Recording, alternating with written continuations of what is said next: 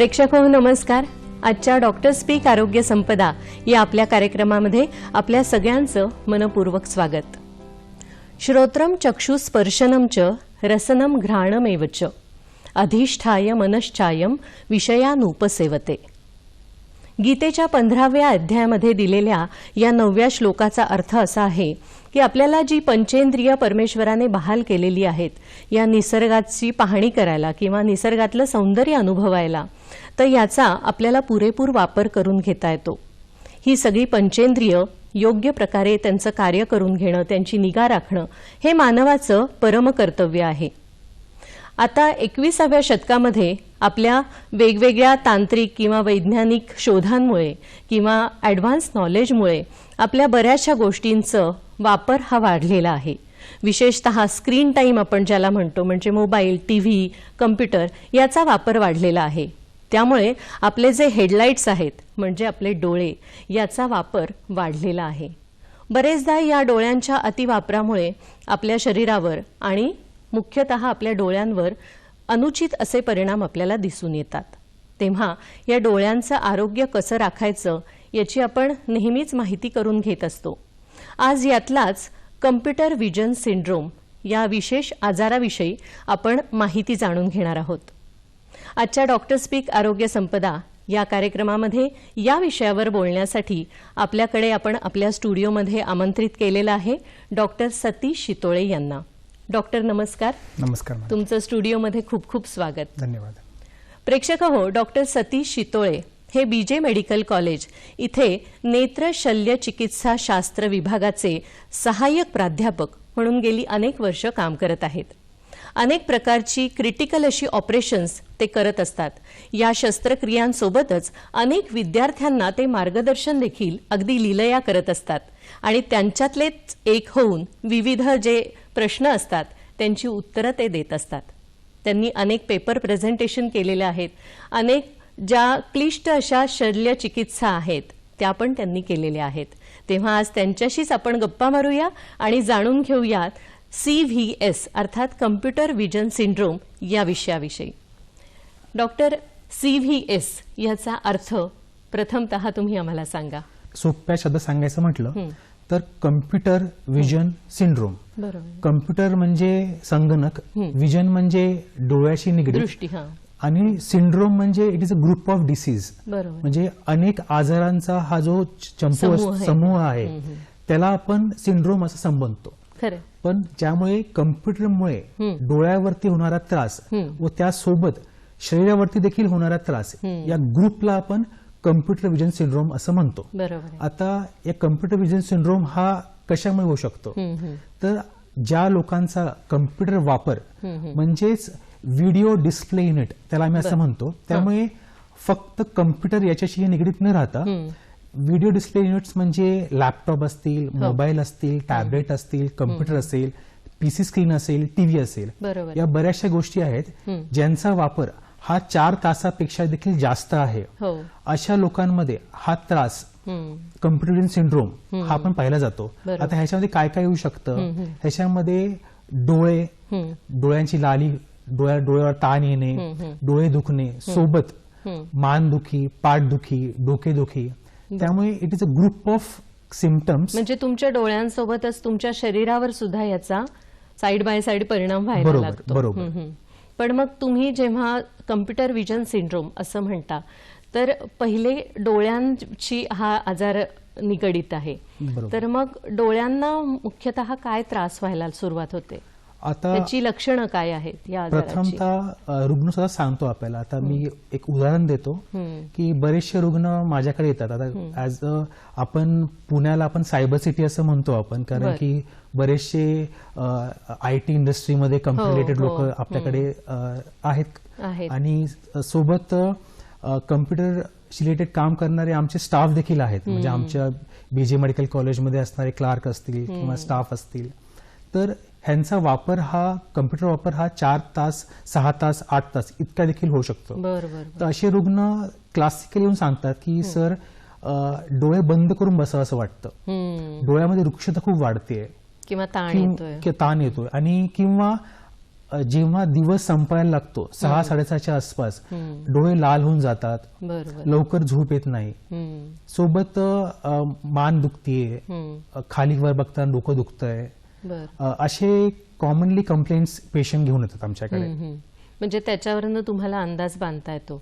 आणि सुरुवातीला तुम्ही हेही सांगतच असाल त्यांना, म्हणजे त्यांचा प्रोफेशन काय, येस, त्याच्याशी पण रिलेटेड. कारण की जेव्हा आम्ही MBBS मध्ये शिकलो, आम्ही एक्स्ट्रॅक्टिंग हिस्ट्री हा खूप महत्वाचा विषय असतो आमच्याकडे, की जेव्हा आपण पेशंटला त्यांच्या कंप्लेंट सोबत त्याचं ऑक्युपेशन काय आहे, सोबत त्याच्यासोबत त्याचं वर्क प्रोफाईल म्हणतो ना आपण, जॉब प्रोफाईल कसा आहे, सोबत त्याच्या काही सवयी आपण म्हणतो आपण त्या कशा आहेत, त्या सगळ्या एकत्र करून आम्ही एक डिफरन्शियल डायग्नोसिस बांधतो. आणि त्याच्यामध्ये आम्ही एक कॅटेगराईज करू शकतो या आजाराला, कम्प्युटर सिंड्रोम असं.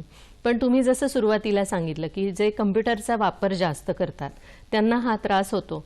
पण आजकाल आता विशेषतः लॉकडाऊनमध्ये आपण जे बघितलं की लोक घरातच बसलेले होते, सो टीव्ही पण बघितला, मोबाईल पण बघितला, टॅबलेट किंवा बाकीच्याही गोष्टी, लॅपटॉप, वर्क फ्रॉम होम हे कल्चर डेव्हलप झालं. तर मग या सगळ्याचा हा परिणाम आहे.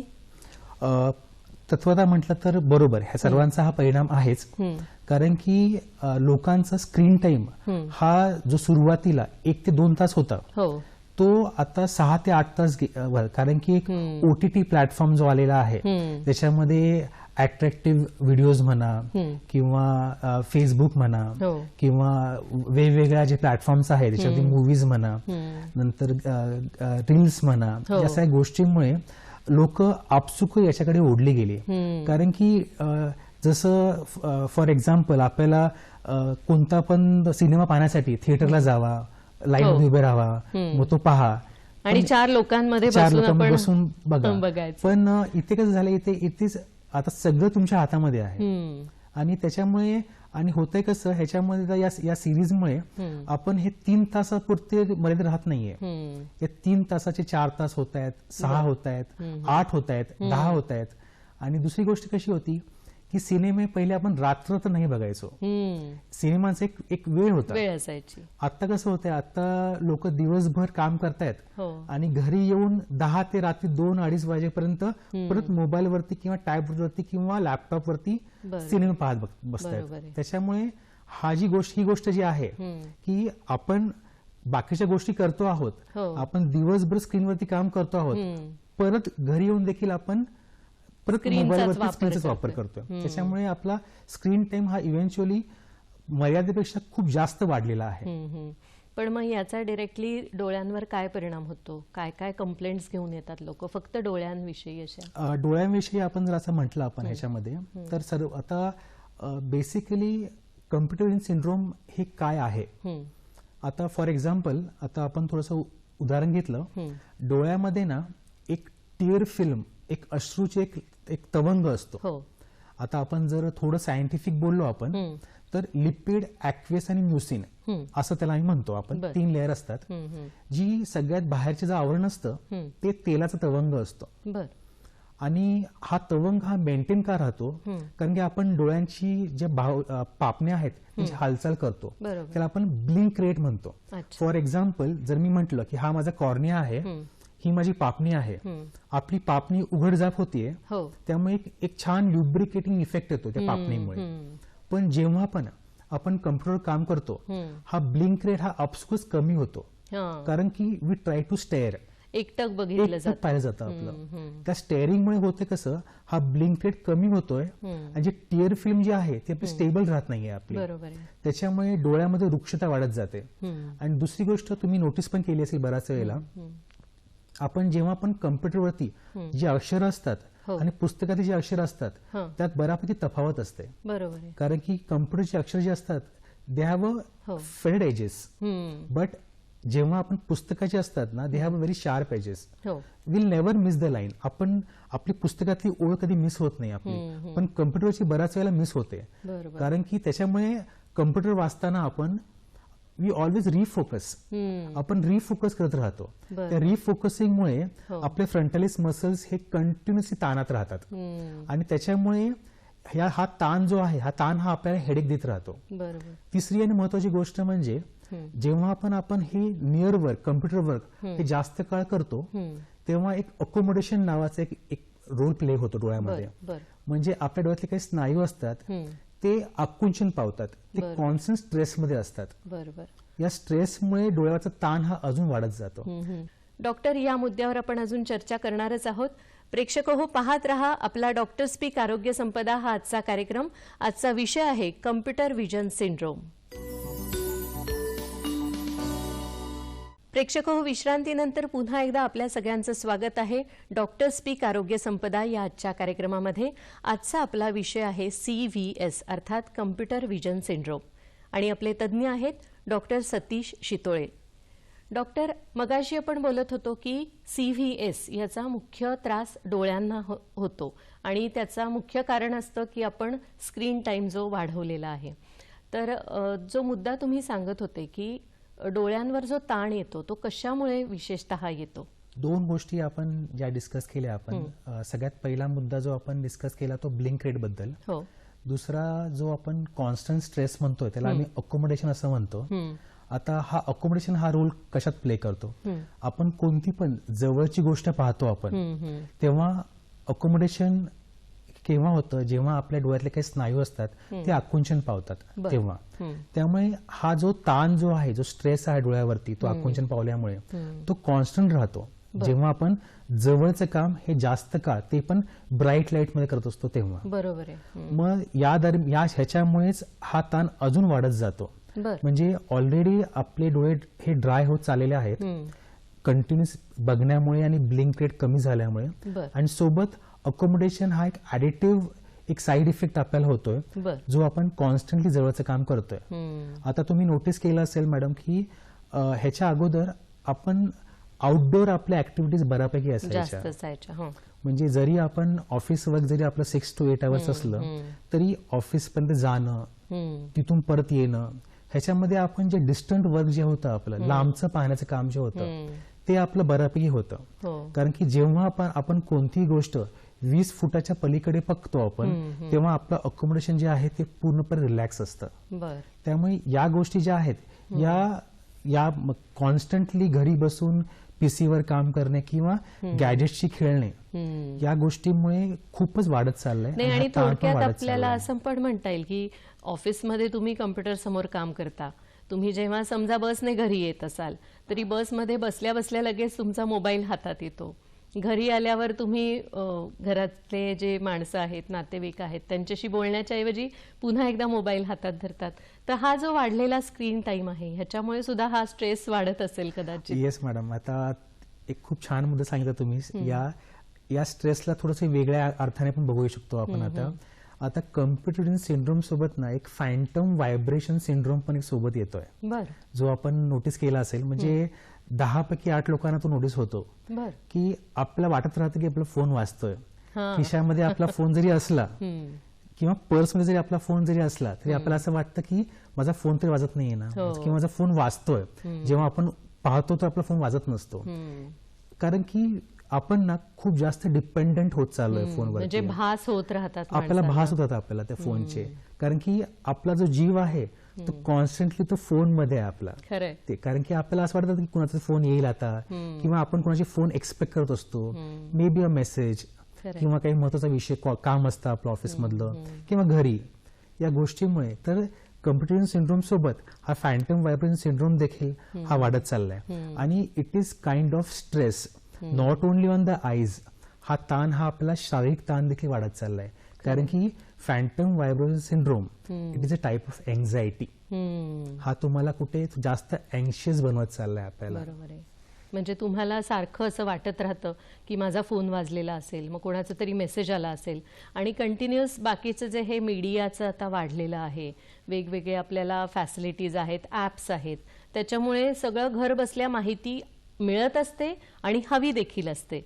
आणि बरेचदा असं लहान मुलांपासून म्हाताऱ्या माणसांपर्यंत वाटतं की मला या बाबतीतली अरेच्या माहितीच नाही, किंवा मी ही सिरियल बघितली नाही, मी हा चित्रपट बघितला नाही, तर मी मागे पडलो एका जगाच्या कुठेतरी. तर तुम्ही जे म्हणताय तो जो हा फॅन्टम आहे तो या बाबतीत सुद्धा आपल्याला म्हणता येऊ शकेल. खरी गोष्ट मॅडम. म्हणजे बरेचसे आता माझे मित्र मला सांगतात, जे माझे आता काही IT इंडस्ट्रीमध्ये आहेत माझे फ्रेंड्स, ते मला अशी काही गोष्टी शेअर करतात की कधी कधी त्यांचे parents are little obsessed about the phone. जर त्यांना आपण सांगितलं की त्यांचा कोणता एक एपिसोड मिस झाला असेल तर ते फोन करतात, अरे बाबा माझा तो एपिसोड मिस झालाय, तर प्लीज तो मला ते ना मोबाईलवरती ते ऍप डाउनलोड करून दे मला, तो मी मिस झाल्यापासून संध्याकाळी बघत जाईल. म्हणजे विटॅमिनची गोळी राहिली तरी चालेल, पण तो मोबाईल मधला एपिसोड मिस नाही झाला पाहिजे. म्हणजे हे जे कुठेतरी भास किंवा भासाच्या जगात लोक वावरत आहेत, तर त्याच्यामुळे सुद्धा हा त्रास होऊ शकतो असं म्हणता येईल. याचे अजून काय काय लक्षणं दिसतात किंवा शरीरावर याचे अजून काय काय त्रास दिसतात आपल्याला? बराच वेळेला ओव्हर युज ऑफ कम्प्युटर्स म्हणा किंवा गॅजेट्समुळे म्हणा लोकांची झोप अपुरी होतीये. लोकांची तुम्ही पाहाल की त्यांचं डाएट डिस्टर्बन्स त्यांचे होत आहेत, कारण की 2 गोष्टी खूप महत्वाच्या असतात आपल्याला जडणघडणीसाठी, पुरेशी झोप आणि योग्य आहार. बरोबर. होतंय कसं ह्याच्यामुळे की आपली झोप होत नाहीये पुरेशी. या झोप होत नसल्यामुळे आपलं जे स्लीप पॅटर्न डिस्टर्ब झाल्यामुळे जेवणाच्या वेळा पण आपल्या ऑल्टर होत चालल्या, डिस्टर्ब होत आहे. आणि झोप न झाल्यामुळे उठल्यावर असं फ्रेश वाटत नाही माणसं. आणि सगळंच ते रिव्हर्स, कारण की आपण रात्री 2:30-3 वाजेपर्यंत आपण मोबाईल पाहतोय, आपण 10-10:30 वाजता उठतोय, आपण त्याच्यानंतर आपण लगेच ऑफिसला कामाला लागतोय. त्यामुळे जो आपण जे जुन्या काळामध्ये म्हणायचो आम्ही की आपण चांगली न्याहारी करून आपण आपल्या कामाला सुरुवात करावी, ते न्याहारीच्या वेळेच्या नंतर आपण जेव्हा सूर्य डोक्यावरती आलेला असतो तेव्हा लोकांचा दिवस चालू होतो. त्यामुळे हे जे सगळी सायकल डिस्टर्ब होतीये, it is one of the reason. आणि दुसरी गोष्ट होत आहे कसं, या डोळ्यासोबतच जे पाठदुखीचे, मानदुखीचे हे जे त्रास वाढत चालले आहेत, हे देखील त्याला ऍडिटिव्ह इफेक्ट देत आहेत. म्हणजे बैठ्या कामांमुळे जे त्रास वाढतात तर ते सुद्धा ह्याच्यामध्ये आपल्याला धरता येतील असं.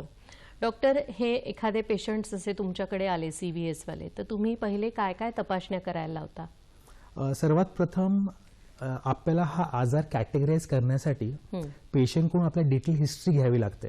कारण की जर आपण पेशंट विचारलं तुमचा मोबाईल किती वापर आहे, नाही जास्त नाहीये, एक तासभर असेल, मग त्यांना आपण विचारलं की तुम्ही किती वेळा बघता तुम्ही मोबाईल, कोणती सिरीज बघितली तुम्ही, तुमच्या मोबाईल कोणकोणते ऍप्स आहेत, then will come to know की 4 ते 5 तास म्हणजे दिवसभर 10 तास लॅपटॉपवर काम करून की आपला पेशंट हा परत 5 तास मोबाईलवरती किंवा टॅबवरती काहीतरी करतोय किंवा कोणते गेम्स खेळतोय.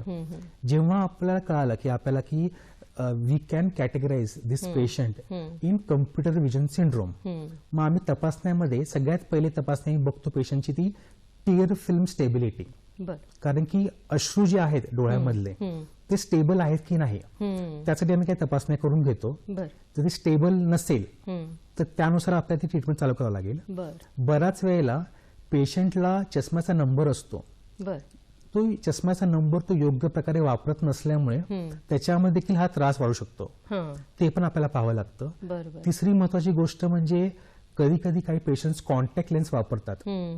आयडियली आपण 6 आवर्स कॉन्टॅक्ट लेन्स आपण ऍडवाइस करतो आपण दिवसाला, पण कधी कधी ऑफिसमध्ये जास्त तास काम करताना ह्यांचा जो एक्सटेंडेड वेअर होतो कॉन्टॅक्ट लेन्सचा, त्याच्यामुळे टिअर फिल्म अजून अनस्टेबल होऊन जाते. त्याच्यामुळे कॉन्टॅक्ट लेन्स वापर देखील आम्हाला विचारावं लागतो. त्यानुसार आम्हाला कॉन्टॅक्ट लेन्स बद्दल पेशंटला गाईड करावं लागतं की कोणत्या प्रकारचे कॉन्टॅक्ट वापरावे आपण, किती तास वापरावेत आपण. सोबत आजकालच्या सेडेंटरी लाईफस्टाईलमुळे पेशंटला सोबत अजून काही आजार आहेत का, कारण की पेशंट ज्यांना डायबिटीस आहे अशा रुग्णांमध्ये देखील टिअर फिल्म ही बऱ्यापैकी अनस्टेबल राहते. त्यामुळे काही सिस्टमिक तपासण्या म्हणजे पेशंटला डायबिटीस आहे का, ब्लड प्रेशर आहे का, अजून काही संधिवात आहे का, या सर्व गोष्टी पण आपल्या सोबत आपल्याला पाहाव्या लागतात आपल्याला. त्यामुळे या सगळ्या तपासण्या करून आपण पेशंटला जेव्हा कॅटेगराईज करतो की हा पेशंट हा कम्प्युटर विजन सिंड्रोम मध्ये लेबल करण्यात आलेला आहे, त्याच्यानंतर मग आपण as per the root cause we have to start the treatment. Doctor, या मुद्द्यावर आपण अजून बोलणारच आहोत. प्रेक्षक हो, कुठेही जाऊ नका, पाहत रहा डॉक्टर स्पीक आरोग्य संपदा हा आजचा कार्यक्रम.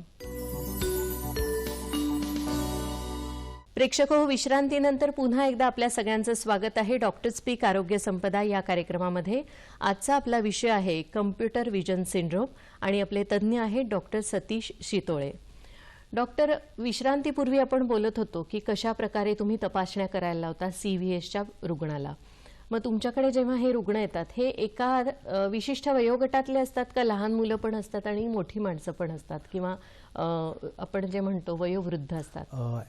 Actually madam, computer vision syndrome हा म्हणजे त्याला एज बार काहीच नाहीये, कारण की आपला जो कम्प्युटर वापर किंवा गॅजेटचा वापर आहे तो 2 वर्षाच्या बाळापासून तो 100 वर्षाच्या आजोबांपर्यंत देखील आहे. कारण की इतका वास्ट वापर असल्यामुळे तुम्ही पाहू शकता, तुम्ही एक उदाहरण तर सांगतो तुम्हाला मी, की तुम्ही आता पाहत असाल की लहान मुलांमध्ये चष्म्याचे नंबर हे बऱ्यापैकी खूपच वाढत चालले. This we can categorize this thing in computer vision syndrome. कारण की होतंय कसं, जे जसं आपण मगाशी बोललो, आपण जेव्हा आपण अकोमोडेशन बद्दल बोलतोय आपण, की जवळचं काम हे जास्त झाल्यामुळे या मुलांचा इंड्यूस मायोपिया म्हणजे जो मायनस नंबर येतो हा वाढत चाललाय मुलांचा. त्याच्यामुळे हा एक पहिला मुद्दा झाला की चष्म्याचा नंबर वाढत चाललाय. दुसरी, ही मुलं जी आहेत ही मुलं ऑब्सेस्ड होत चालली आहेत फोन बद्दल. तुम्ही पाहिलं असेल तुम्ही की ती मुलं जेवत नाहीत फोन शिवाय. ती मुलं ऐकत नाहीत, त्यांना गेमच खेळायचा असतो, त्यांना ग्रुप गेम खेळायचे असतात त्यांना सोबत. बऱ्याच वेळेला यामध्ये कुठे ना कुठे पालकांचा देखील मी म्हणेन की चुकीचा हातभार पण लागलेला आहे. की आता आपलं मूल खेळत नाहीये किंवा आपलं मूल बाहेर जात नाहीये, तर ठीक आहे, तर त्याला आपण मोबाईल देऊन टाकतो. आपलं मूल जेवत नाहीये, रडतंय, तर आपण मोबाईल देऊन टाकतो. काहीतरी खा बाबा, कम्प्युटर बघ किंवा फोन. ह्याच्यामुळे होतंय कसं, ह्याच्यामध्ये एक चुकीची गोष्ट प्रमोट केल्यासारखी होऊन जाते.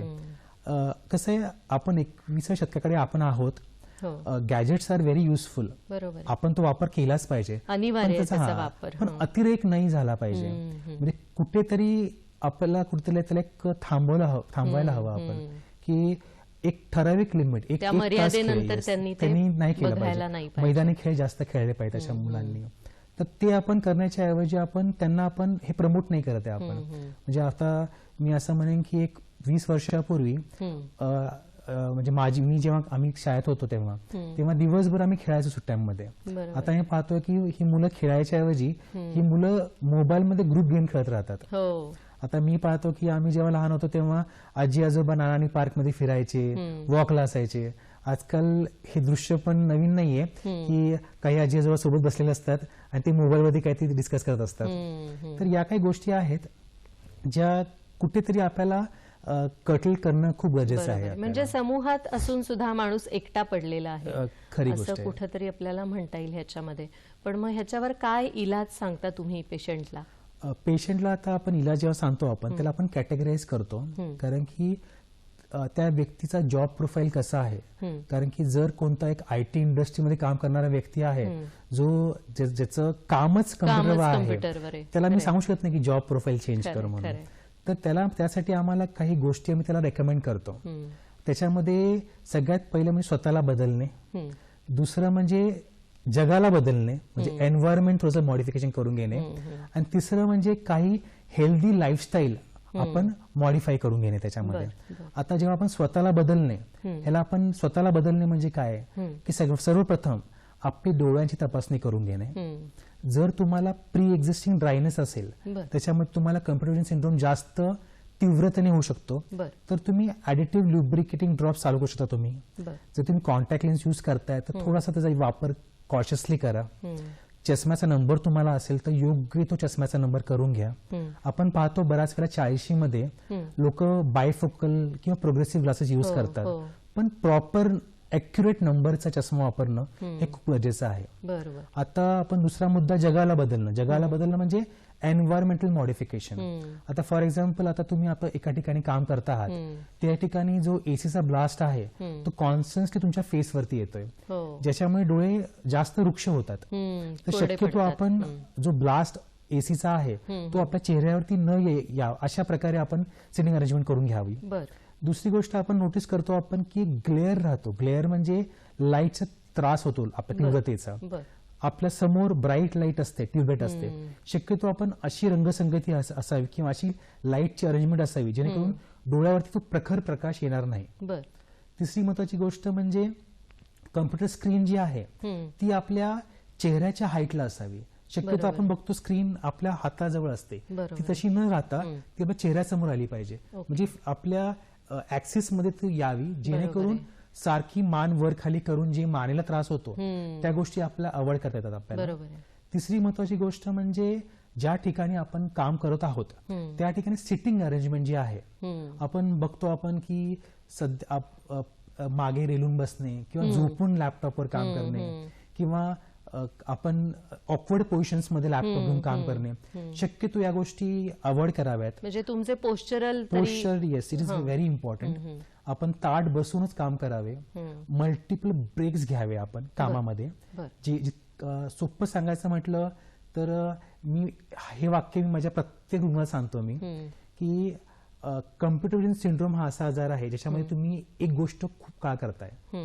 म्हणजे रुग्ण माझ्याकडे येतो, त्याला म्हणतो मी की दादा तुम्ही रोज 10 किलोमीटर चालताय आणि माझ्याकडे येत आहे की माझे पाय दुखतायत म्हणून, तर तुमचे पाय दुखणारच तुमचे. मग काय कराल तुम्ही? आता रोज 10 किलोमीटर आपल्याला चालायचंच आहे, तर आपण 1 किलोमीटर चालावं, सावली बघावी, झाडाखाली बसावं, थंड पाणी प्यावं, पुन्हा 1 किलोमीटर चालावं, परत झाडं बघावं, बसावं, पाणी प्यावं, परत कामाला लागावं. बरोबर आहे.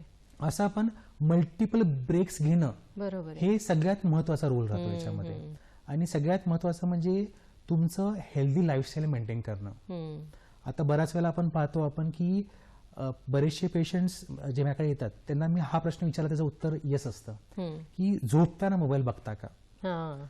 डोळे मिटूपर्यंत जेव्हा डोळे मिटतात असं वाटतं आपल्याला, तेव्हा मोबाईल आपला खाली ठेवला जातो. तर या गोष्टी आपण अवॉइड करणं खूप गरजेचं आहे. तर आजकाल ती एक सगळेजण त्याला प्रमोट करतायत की डायनिंग टाइम असावा आपला विथ फॅमिली, किंवा असं पण म्हणतात की रात्री 9 ते सकाळी 9 तुमचा मोबाईल, सगळ्याच घरातल्या सगळ्यांचाच मोबाईल एका बास्केटमध्ये ठेवून द्यायचा. Yes madam, very true. Me being a medical profession मध्ये देखील मी स्वतः मानतो की for me emergency is a family. आपल्या त्यासाठी फॅमिली शिवाय nothing is more important than family. तर फॅमिली टाइम हा आपल्याला फॅमिलीसाठी असावा, मोबाईलसाठी नसावा आपला. त्यामुळे आपला झोपताना जो वेळ आहे तुम्ही विथ फॅमिली, मुलांसोबत किंवा आपल्या वाईफ सोबत इव्हनिंग वॉक घ्या, जेव्हा आपल्याला वीकेंड आपण एकमेकांशी बोलू शकतो आपण. On the contrary spending time on mobile, ज्याच्यामुळे आपल्या डोळ्याला अजून त्रास होतोय. आपल्या डोळ्याला रात्री आपण बरेचसे आपण असे काही हिंसक किंवा असे मूव्हीज पाहतो, त्याचा विचार जो आहे हा आपल्या डोक्यात रात्रभर चालत राहतो. त्यापेक्षा if you spend some good time with family, तुम्ही घरासोबत खूप छान वेळ घालवला, तर तुम्हाला जी शांततेची झोप लागेल ना ती खूपच सुखाची राहील. म्हणजे हेरगिरीचे जे चित्रपट असतात किंवा सिरियल्स असतात, मजा म्हणून मारामारीचे जे चित्रपट असतात, हे तुम्ही रात्रीचे शक्यतो बघणं मी म्हणेन की तुम्ही फॉर अ फन म्हणून तुम्ही half an hour you can spend that time, पण रात्रभर 3-4 तास या गोष्टी आपण अवॉइड करणं हे गरजेचं राहील. बरोबर आहे, बरोबर आहे. हा खूपच चांगला मुद्दा तुम्ही सांगितलेला आहे की प्रेक्षक कुटुंबासोबत आपण वेळ घालवला तर CVSचा त्रास आपल्याला थोडा कमी करता येईल. हा खूप महत्वाचा मुद्दा आता डॉक्टरांनी सांगितलेला आहे. असेच अजून काही महत्वाचे मुद्दे आपण त्यांच्याकडून जाणून घेणार आहोत. पाहत रहा डॉक्टर स्पीक आरोग्य संपदा कार्यक्रम. इथे वेळ आहे एका छोट्याशा विश्रांतीची.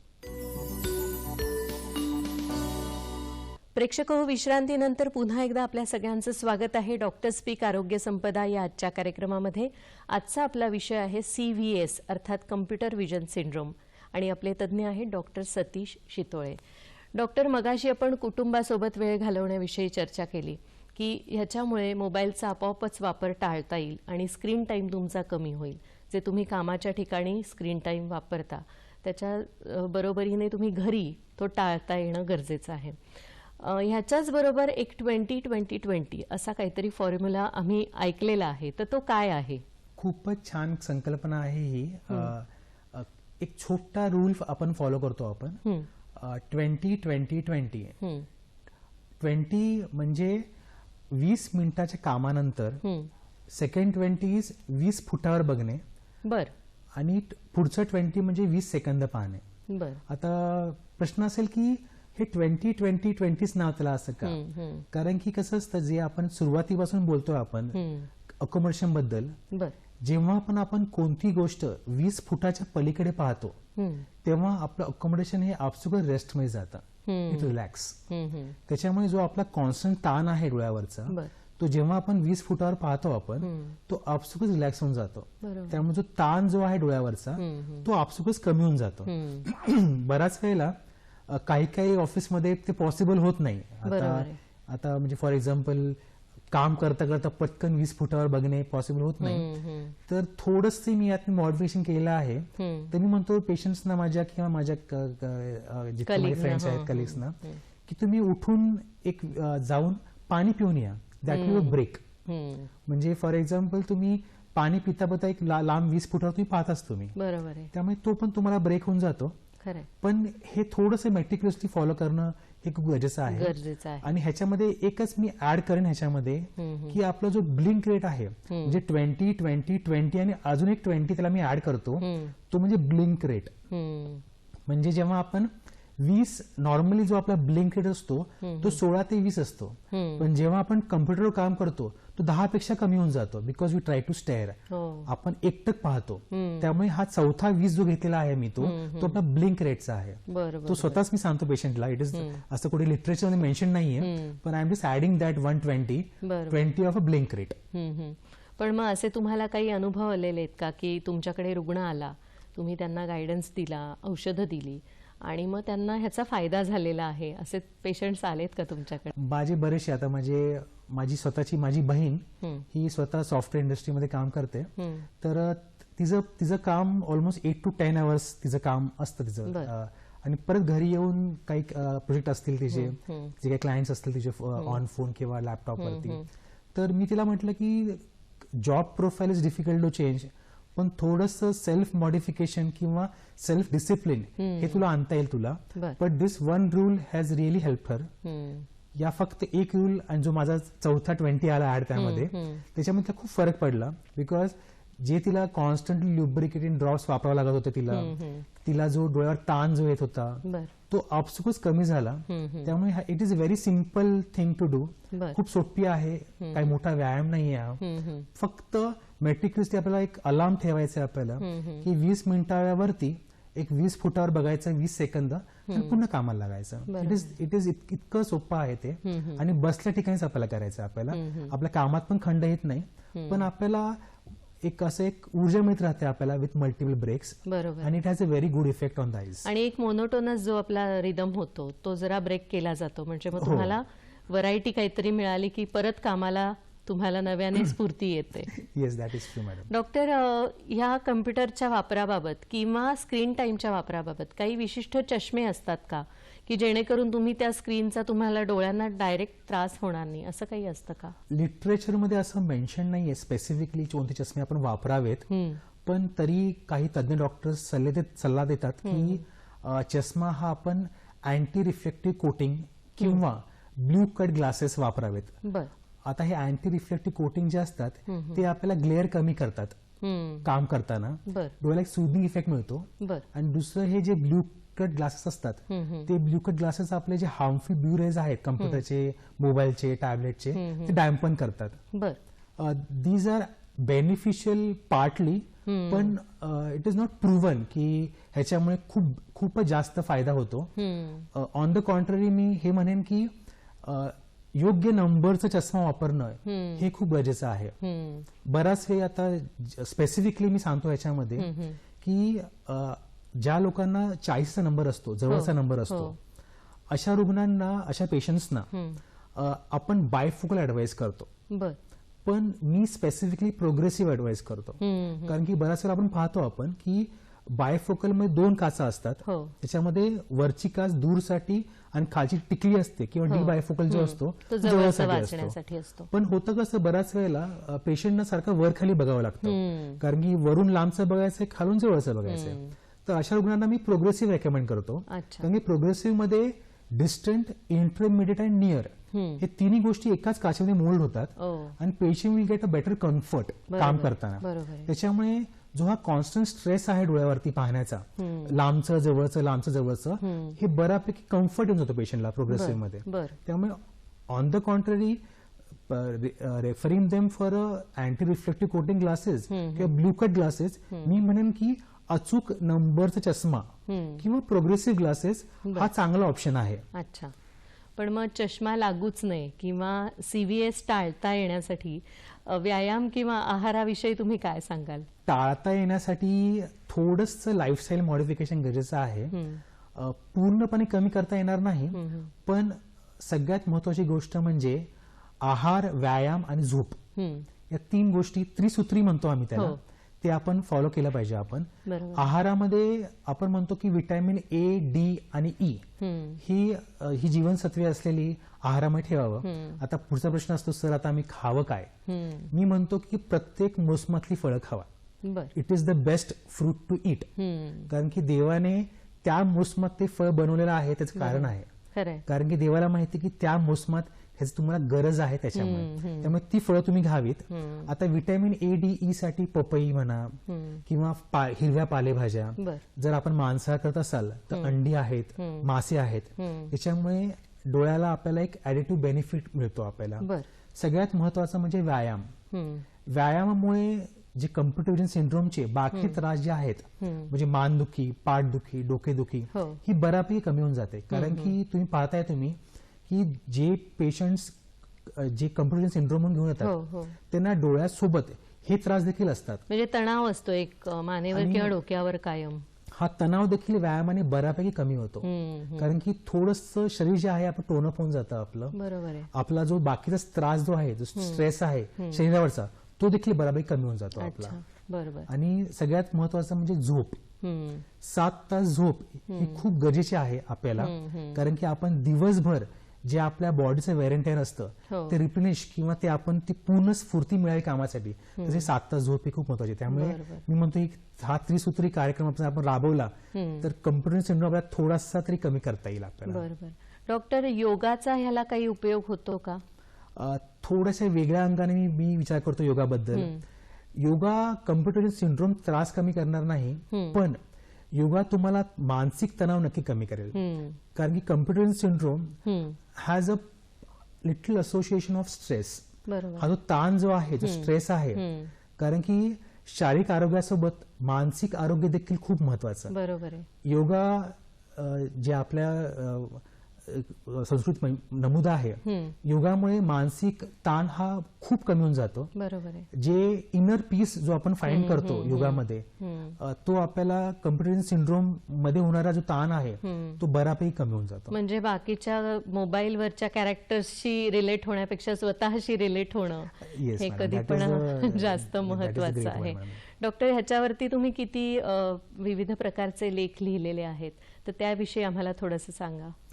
कम्प्युटर सिंड्रोम मध्ये स्वतःचं माझं पब्लिश आर्टिकल आहे, जे पबमेड इंडेक्स जर्नलमध्ये पब्लिश्ड आहे. आम्ही 532 सॉफ्टवेअर इंडस्ट्रीमध्ये काम करणाऱ्या लोकांवरती आम्ही स्टडी केली होती. त्यांच्यामध्ये आम्ही त्यांचं जॉब प्रोफाईल, त्यांचं कम्प्युटरवरती काम, त्यांचं कम्प्युटरवरती काम हे दिवसा की रात्री, त्यांचं कम्प्युटर काम किती तास होतं, त्यांचं कम्प्युटरवर काम करताना त्यांचा स्ट्रेस लेवल, सोबत काही व्यसनाधीनता जरी होती का, या सर्व गोष्टींमध्ये आम्ही क्वेश्चन्स तयार केले होते आम्ही. आणि त्याच्यानंतर आम्ही एक कन्क्लुजन आलं होतं आमचं की those who are working for nights they are having more problem with computer syndrome. Those are working in a stress, ताणात जास्त काम करणाऱ्या लोकांमध्ये कम्प्युटर सिंड्रोम हा जास्त पाहिला गेला. ज्या कॅन्डिडेट्समध्ये ऍडिशनल व्यसनं होती त्यांना देखील कम्प्युटर सिंड्रोम हा जास्त पाहण्यात आला. त्यामुळे तुमचं कामाचा प्रकार, तुम्ही किती तास काम करता आहात आणि तुम्ही झोपेच्या वेळा, या आम्ही खूप छान कोरिलेट करता आल्या आम्हाला कम्प्युटर सिंड्रोम सोबत. बरोबर आहे. म्हणजे आहार, व्यायाम आणि तुमची झोप हे त्रिसूत्री जी आहे तुम्ही सांगितलेली, ती अतिशय महत्वाची आहे आपल्या डोळ्यांचं आरोग्य आणि जनरल आपलं सगळंच आरोग्य सांभाळण्यासाठी. प्रेक्षक हो, या ठिकाणी आपण छोटीशी विश्रांती घेणार आहोत. कुठेही जाऊ नका, पाहत रहा डॉक्टर स्पीक आरोग्य संपदा हा कार्यक्रम. प्रेक्षक हो, विश्रांतीनंतर पुन्हा एकदा आपलं सगळ्यांचं स्वागत आहे. डॉक्टर स्पीक आरोग्य संपदा या कार्यक्रमामध्ये आजचा आपला विषय आहे CVS अर्थात कम्प्युटर व्हिजन सिंड्रोम. डॉक्टर, मगाशी आपण जे बोललो की आपला आहार, आपला व्यायाम आणि आपली झोप हेच याच्यावरचा पुरेसा इलाज आहे कम्प्युटर व्हिजन सिंड्रोमवर. तर तुमचं स्पेशलायझेशन डोळ्यांशी तर रिलेटेड आहेच आहे, पण कशात मेनली तुम्ही काम करता किंवा तुमच्या शस्त्रक्रिया कुठल्या प्रकारच्या असतात? माझा आवडता विषय हा कॉर्निया आहे. कॉर्निया म्हणजे आपण त्याला बुबुळ असं म्हणतो. बुबुळ आणि ट्रॉमा. कारण की ज्या इन्स्टिट्यूटला मी काम करतो, BJ medical college and Sassoon general hospital Pune, being a tertiary institute, पश्चिम महाराष्ट्रातले बरेचसे क्लिष्ट गुंतागुंतीचे जे कॉर्नियाचे आजार असतात यासाठी आमच्याकडे पेशंट बरेचसे रेफर होतात. बरोबर. तर माझा तो आवड आहे कॉर्निया. म्हणजे उदाहरणार्थ सांगता येईल मला, म्हणजे ही प्राऊडली गोष्ट सांगता येईल मला की एक पेशंट होती, 18 महिन्याची मुलगी, सिव्हिअर व्हिटॅमिन डेफिशियन्सी. त्याला आम्ही केराटोमॅलेसिया असं म्हणतो, ज्याच्यामध्ये बुबुळ हे मेल्ट झालं होतं पेशंटचं. आणि it was a last moment you have to take a decision की आम्हाला पेशंटचं बुबुळ प्रत्यारोपण करावं लागेल. पण आणि आमच्याकडे स्वतःची एक आय बँक आहे, तर आम्ही त्या 18 महिन्याच्या मुलीचं बुबुळ प्रत्यारोपण केलं आणि सक्सेसफुल झालं. आणि we are very glad to share this experience with you. तर असे बरेचसे रुग्ण आणि आमच्याकडे होतात आमच्याकडे. आणि तुमच्या लक्षात राहिलेला असं एखादा क्रिटिकल अनुभव आम्हाला सांगा ना, की एखादा पेशंट आलाय आणि असं ह्याच्या आधी मी कधीच केस बघितली नाही, असं तुम्हाला कधी जाणवलं का? एक रिसेंटली सांगता येईल मला. एक 7 वर्षाचा मुलगा होता, जी एक न्यूजपेपरमध्ये पण ती आली होती बातमी. खेळता खेळता कात्री त्या डोळ्यात घुसली आणि इट वॉज रिअली डिफिकल्ट. म्हणजे आपण being a parent, even we feel की it is really difficult. Sometime we are shaken की it was such a brutal injury. आणि पॅरेंट्स वर व्हेरी कॉन्शियस की इतक्या लांबून आम्ही आलो आहोत. त्यांच्या अपेक्षा खूप होत्या की आम्ही इतक्या लांबून आलो, डोळा वाचवा आमचा पेशंटचा, कारण की पुढे आयुष्य असतं पेशंट. 7 वर्ष आणि म्हणजे खूपच लहान मुलगा होता. फॉर्च्युनेटली म्हणतो आपण की somewhere I believe in the God, की म्हणतो आपण की अंडर GA आणि जनरल अनेस्थेशिया तो आम्ही पेशंट ऑपरेट केला. कारण की 3 लेअर मध्ये आम्हाला ऑपरेट करायचा होता. आम्हाला सर्वात पहिले आम्हाला आयलिड म्हणतो आम्ही, पापणी शिवून घ्यायची होती, जेणेकरून डोळ्याचं कॉन्टूर मेंटेन राहील. त्याच्यानंतर आम्ही कंजंक्टिव्हा स्क्लेरा आणि तिसऱ्या लेअर मध्ये कॉर्निया. अशा 3 स्टेप मध्ये आम्ही सिंगल सेटिंग मध्ये आम्ही ते ऑपरेशन केलं आम्ही. Fortunately we could save the eye cosmetically. आणि it was surgery to be remembered असं झाली. कारण की आपण म्हणतो आपण बऱ्याच वेळेला की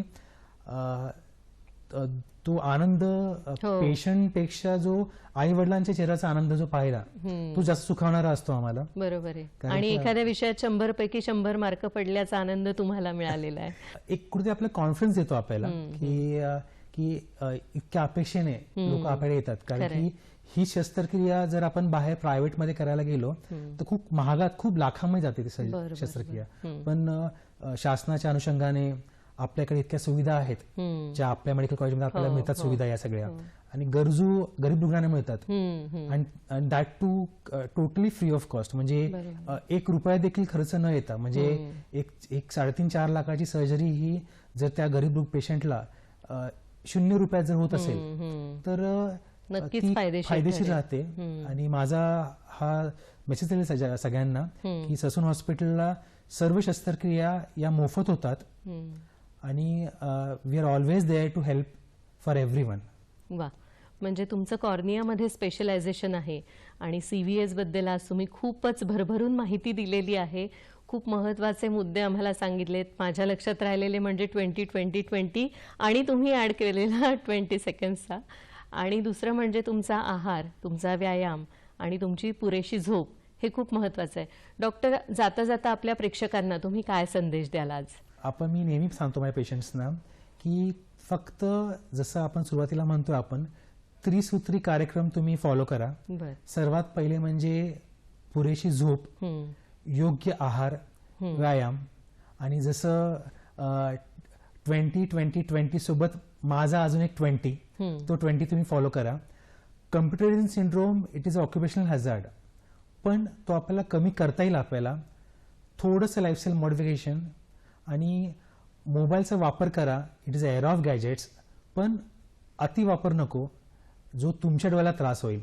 तुम्ही खूपच आज मोलाचं मार्गदर्शन केलेलं आहे. आणि एक जाता जाता अजून प्रश्न माझ्या मनात येतोय की तुम्ही जसं मगाशी सांगितलं की शासनाच्या ज्या विविध योजना असतात तसे आता CVS टाळण्यासाठी शासनाचे वेगळे काही उपक्रम आहेत का, किंवा तुम्ही तुमच्याकडून तुमचे जे विद्यार्थी आहेत किंवा तुमचं जे कॉलेज आहे त्यांच्यामध्ये काही नवीन अशा योजना किंवा प्रोग्राम्स करता का की CVS टाळता येईल असं? खूप छान एक कार्यक्रम मध्ये माझ्या शासनाने चालू केला होता.